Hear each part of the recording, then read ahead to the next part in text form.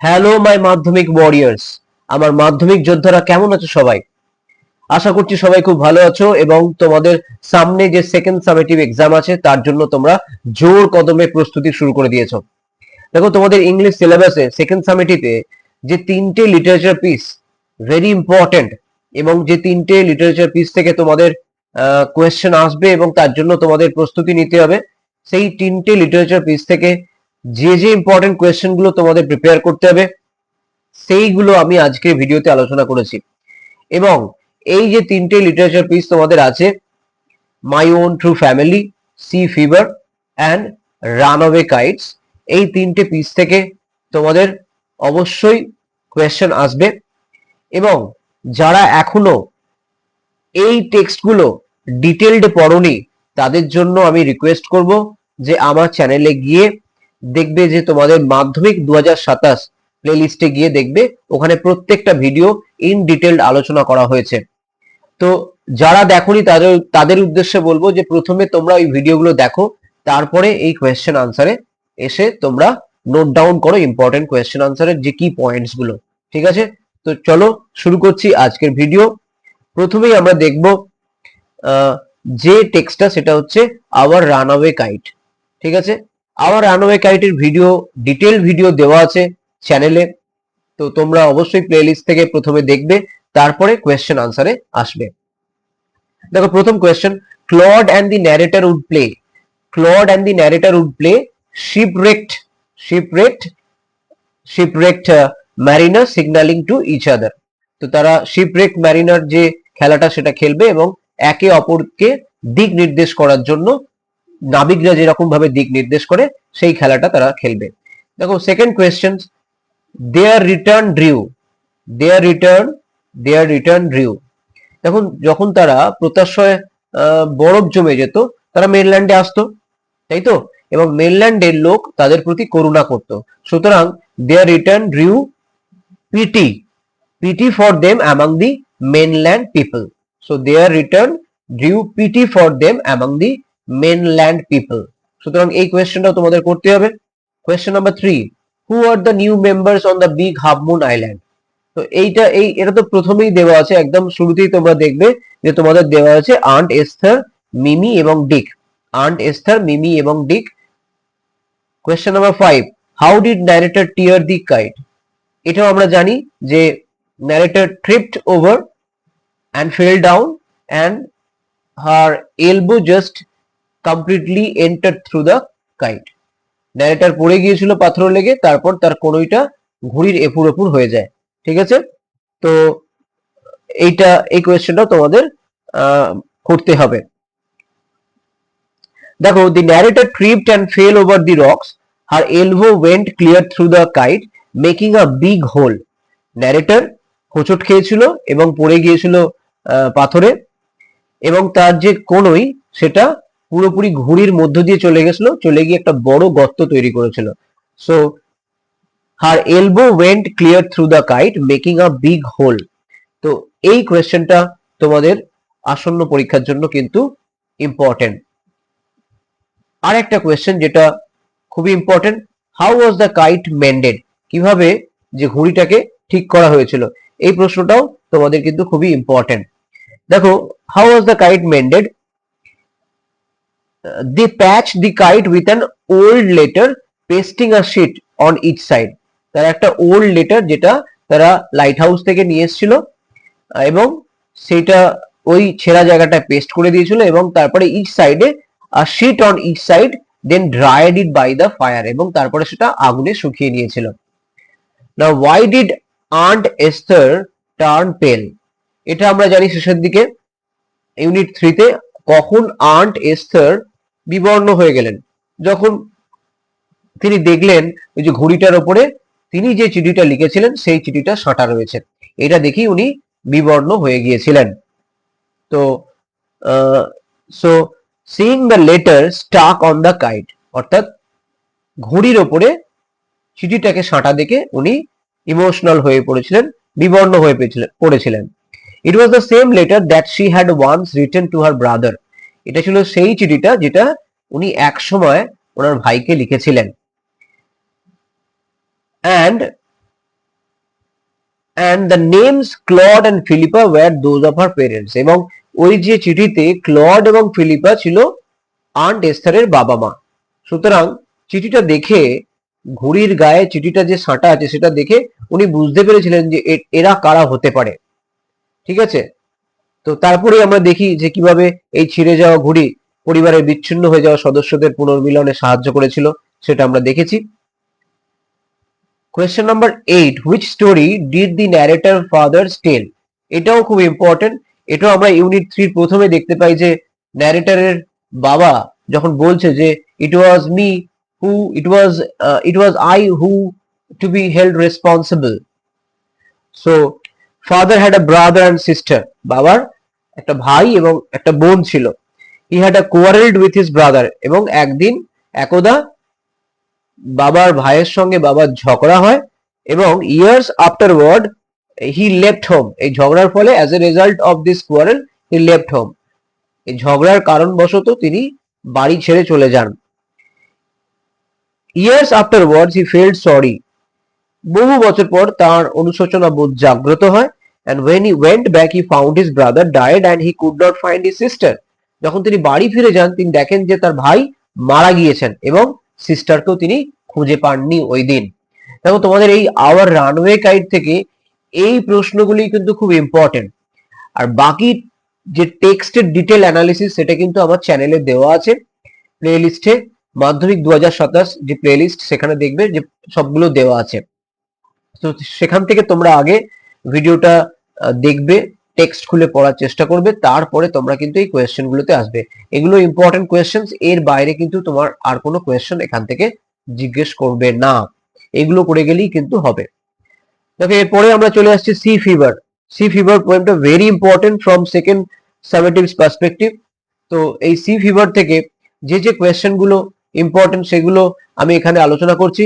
তার আগে যারা সি ফিভার এখনো পড়োনি বা ভিডিও দেখোনি তাদের উদ্দেশ্যে বলবো যে চ্যানেলে প্লে লিস্টে যাবে, গিয়ে সি ফিভারটা প্রথমে দেখবে, দেখার পরে তোমরা টেক্সট ওপেন করে এই কোয়েশ্চেন আনসার গুলো প্র্যাকটিস করবে। The first question, what does the poet ask for in the first stanza? কবি প্রথম স্ট্যান্জাতে কি আকাঙ্ক্ষা করেছেন বা কি চেয়েছেন ব্যাকুল ভাবে? না, প্রথম স্ট্যান্জায় আমরা দেখি যে কবি বলেছেন a tall ship and a star to steer. তিনি চেয়েছেন যে একটা বড় লম্বা জাহাজ এবং স্টার, এখানে স্টার বলতে পোল স্টার, এই পোল স্টার তিনি চেয়েছেন। কি তিনি চার দেওয়ালের মধ্যে আর সীমাবদ্ধ থাকতে চাইছেন না, তিনি সমুদ্র যাত্রায় চলে যেতে চাইছেন এবং তিনি ডোমেস্টিক ওয়ালের মধ্যে নিজেকে আবদ্ধ করে রাখতে চাইছেন না। তো সেই জন্য ওনার যেটা প্রয়োজন সেটা হচ্ছে a tall ship and a star to steer her by. দেখো সেকেন্ড লাইনে এই আনসারের যে ইনফরমেশনটা সেটা দেওয়া আছে, all I ask is a tall ship and a star to steer her by. সুতরাং এই ফার্স্ট কোয়েশ্চেনের আনসার এটা হবে। সেকেন্ড কোয়েশ্চেন দেখো, what is mean by a star to steer her by? দেখো আগেকার দিনে এত তো অ্যাডভান্স টেকনোলজি ছিল না, আগেকার দিনে নাবিকরা বা জাহাজের চালকরা দিক নির্দেশ করার জন্য পোল স্টারকে অনুসরণ করত। সুতরাং a star to steer her by it means he needs to follow a star for navigation of the ship. ঠিক আছে। Question number 3, what do the phrases wheels kick and wind song? দেখো এটা আমি বিস্তারিত আলোচনা করেছি আমার ভিডিওতে, যখন আমি টেক্সটটা ডিল করেছিলাম, সেখানে আমি বিস্তারিত আলোচনা করেছি। যারা ভিডিওটা এখনো দেখোনি তারা প্লে লিস্টে ভিডিওটা পেয়ে যাবে, মাধ্যমিক 2027। দেখো এখানে হুইলস কিক মানে হচ্ছে the kicking on the wheel in order to navigate or steer the ship, অর্থাৎ জাহাজটাকে কোন একটা নির্দিষ্ট দিকে মুভ করার জন্য এই হুইলের উপর কিক করতে হয়। এটা আবার অনেক সময় এক্সাইটমেন্ট অফ সেলিং এটাকেও ইন্ডিকেট করে, যে একটা এক্সাইটমেন্ট অফ সেলিং এর যে এক্সাইটমেন্ট সেটাকেও ইন্ডিকেট করে, যে এনথুজিয়াজম, যে প্রবল আগ্রহ বা একটা উন্মাদনা, সেই সেলিং এর সঙ্গে যে উন্মাদনা জড়িত আছে সেটাকেও ইন্ডিকেট করে।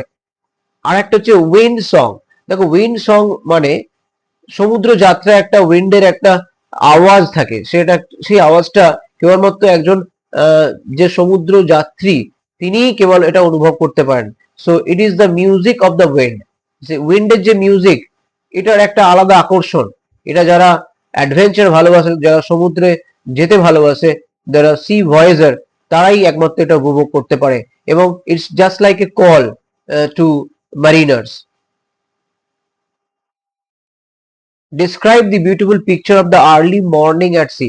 দেখো সমুদ্রের সকাল বা ভোরের দৃশ্যটা কমপ্লিটলি আলাদা, মানে সম্পূর্ণভাবে আলাদা, যেটা আমাদের ধরো গ্রামে বা শহুরে জীবনযাত্রা বা আমাদের চার দেওয়ালের মধ্যে যে জীবনযাত্রা, সেখানের যে সকাল আর সমুদ্রের সকাল দুটোর মধ্যে আকাশ পাতাল পার্থক্য। তো এখানে কবি বলছেন যে describe the beautiful picture of the early morning at sea, অর্থাৎ সমুদ্রের যে আর্লি মর্নিং এর পিকচার আমরা কি কি দেখতে পাই না। He wants to see calm sea and misty gray light of the sea. Okay, সবে সূর্যের আলো সমুদ্রের বুকে পড়ছে এবং চারিদিকে কুয়াশাচ্ছন্ন এই পরিবেশে যে সমুদ্রের একটা মায়াবী পরিবেশ, mysterious grey atmosphere, that completely attracts the poet.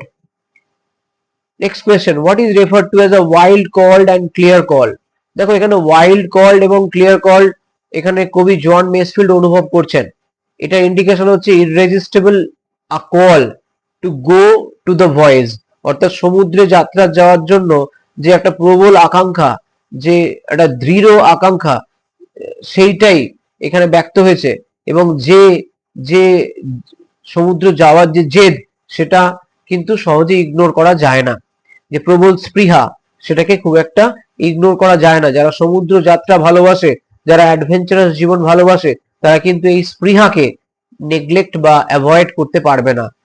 মানে এতটাই ইররেজিস্টেবল, অপ্রতিরোধ্য, যে এটাকে অ্যাভয়েড করা যায় না। চলো আমরা চলে যাচ্ছি 6 নম্বর প্রশ্ন। দেখো সি ফিভার থেকে তোমাদের অবশ্যই প্রশ্ন আসবে, এটা খুব ইম্পর্টেন্ট একটা কবিতা। Now what is referred to by the phrase flung spray and blown spume? প্রত্যেকটা ফ্রেজ কিন্তু এখানে খুবই ইম্পর্টেন্ট। দেখো ফ্লাং স্প্রে যদি লিটারাল মিনিং করি, ড্রপলেটস অফ ওয়াটার, জলবিন্দু বা জলকণা, টসড ইনটু দ্য এয়ার, যেটা একটা বাতাসে সজোরে পড়ে, বাই দ্য ওয়েভস, অর্থাৎ যখন ওয়েভস থেকে যে বাতাসে জল বিন্দু বা জলকণা সজোরে এসে ধাক্কা মারে, সেটাকেই বলা হচ্ছে ফ্লাং স্প্রে। এবং এটা জাহাজ চলার ফলে ছিটকে বেরিয়ে আসে।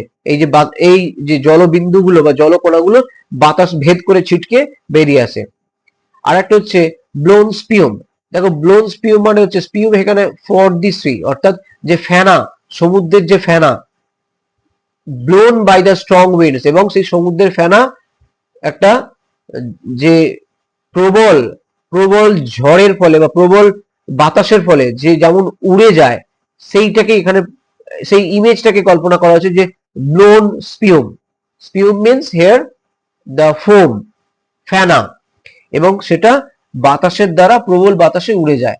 এবার question number 7, why does the poet compare a sailor's life to that of a gypsy?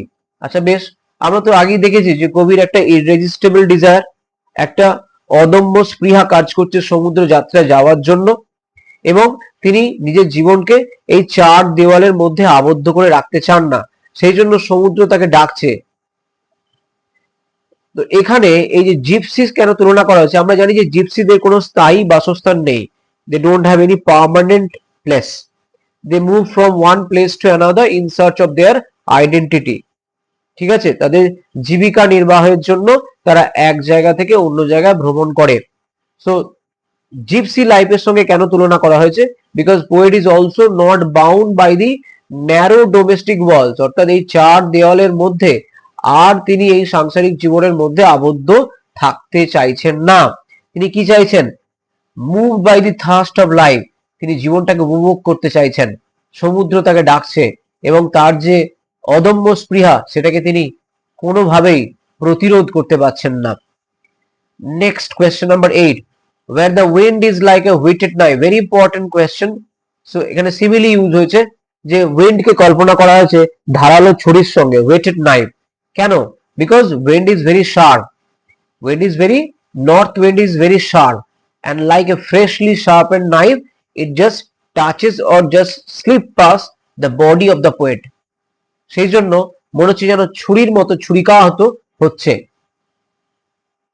Question number 9, what are the poet's desire at the end of the poem? অর্থাৎ কবিতার শেষে কবির কি ডিজায়ার বা কি আকাঙ্ক্ষা? আ মেরি কম্পেনিয়ন, তিনি একজন ফেলো রোভারকে চান। অ্যান্ড এক্সাইটিং স্টোরি, যে কবিকে এক্সাইটিং স্টোরি শোনাবে, যে তার কি এক্সপিরিয়েন্স সমুদ্র যাত্রায় সেই স্টোরি শোনাবে। এবং পিসফুল স্লিপ, এবং অ্যাট দি এন্ড তিনি একটা শান্তিপূর্ণ ঘুম। Now this sleep may indicates death, but before death he wants to accomplish all this adventurous things. তো এই চ্যাপ্টার থেকে তোমাদের এই প্রশ্নগুলো ইম্পর্টেন্ট, তোমরা এইগুলোই গুরুত্ব সহকারে করে যাবে। এর পরের যে চ্যাপ্টারটা তোমাদের অবশ্যই করতে হবে সেটা পোয়েম মাই ওন ট্রু ফ্যামিলি। এখান থেকে যে সমস্ত ইম্পর্টেন্ট কোয়েশ্চেন গুলো সেগুলো আমি এখানে দিয়েছি। এই প্রশ্নগুলো কিন্তু তোমরা আগে ভিডিওটা দেখবে, টেক্সটের ডিটেল ভিডিও, তারপরে কিন্তু আসবে। টেক্সটের ডিটেল ভিডিও আমার চ্যানেলে প্লে লিস্টে দেওয়া আছে, তোমরা ওটাকে দেখে তারপর এখানে কোয়েশ্চেন আনসারটা প্র্যাকটিস করবে। What was the promise that poet had to make? কবি কি প্রমিস করেছিলেন? প্রমিসটা হচ্ছে very important, to plant 2 oak trees, তিনি 2টো ওক গাছ লাগাবেন। কখন? whenever one would be chopped down, যখন একটা গাছ কেটে ফেলা হবে তখন কিন্তু একটা ওক গাছ কেটে ফেললে তাকে কিন্তু 2টো ওক গাছ লাগাবেন বলে তিনি এই অঙ্গীকার করেছিলেন। Question number 2, why did the old woman say I have your secret here? সেই ওল্ড ওম্যান কেন কবিকে বলেছিলেন যে তোমার রহস্য আমার এই ব্যাগে আছে?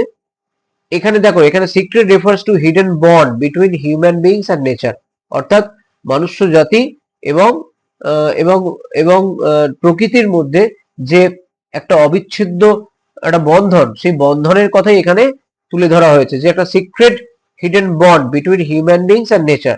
সেই জন্য বলছে I have secret here. Question number 3, what message do the oak tree give to the poet? কবিকে কি বার্তা দেন? Now, whenever an oak tree is cut down, যখন একটা ওক গাছ কাটা হবে, he should plant 2 new trees, সে আরো 2টো গাছ অবশ্যই লাগাবে। দেখো কোয়েশ্চেন নাম্বার 4 আমরা চলে এসেছি। if the poet does not swear, যদি এই অঙ্গীকার তিনি মেনে চলতে না পারেন বা অঙ্গীকারবদ্ধ যদি না থাকেন, তাহলে কি হবে? তাহলে the bark will cover his body, অর্থাৎ যে বার্ক অর্থাৎ যে গাছের যে ছাল সেটা সারা গায়ে ভর্তি হয়ে যাবে। কার? কবির। সুতরাং কবিকে কিন্তু এই অঙ্গীকার মানতে হবে যে একটা ওক গাছ যদি কাটা উনি দেখেন বা তাহলে ওনাকে 2টো গাছ লাগাতে হবে।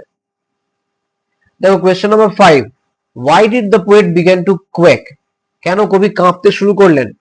because the black oak bark would wrinkle over him, এই যে ব্ল্যাক ওক বার্কের যে ছালটা would wrinkle over him, তার উপরে কুঞ্চিত হয়ে বসে যাবে, and he would become trapped like a part of the tree, এবং একটা গাছের মতোই উনি ট্র্যাপে ফেসে যাবেন।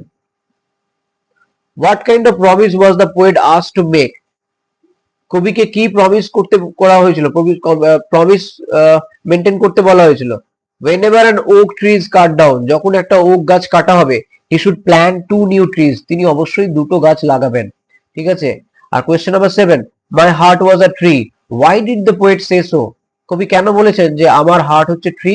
দেখো শেষের দিকে কবি কথা বলছেন, কারণ human child in appearance and action, his feelings and thoughts had changed after his dream in the ওকুড। তাহলে ওকুডের যে ড্রিমটা তিনি দেখেছিলেন, হয়তো তিনি মানুষ হিসেবে একই আছেন, কিন্তু তার যে ফিলিংস, তার যে ইমোশন, যে থটস বা অ্যাটিটিউড, যে এনভায়রনমেন্টের প্রতি, সেটা কিন্তু ওক ট্রিজ প্রতি সেটা কিন্তু চেঞ্জ হয়েছে।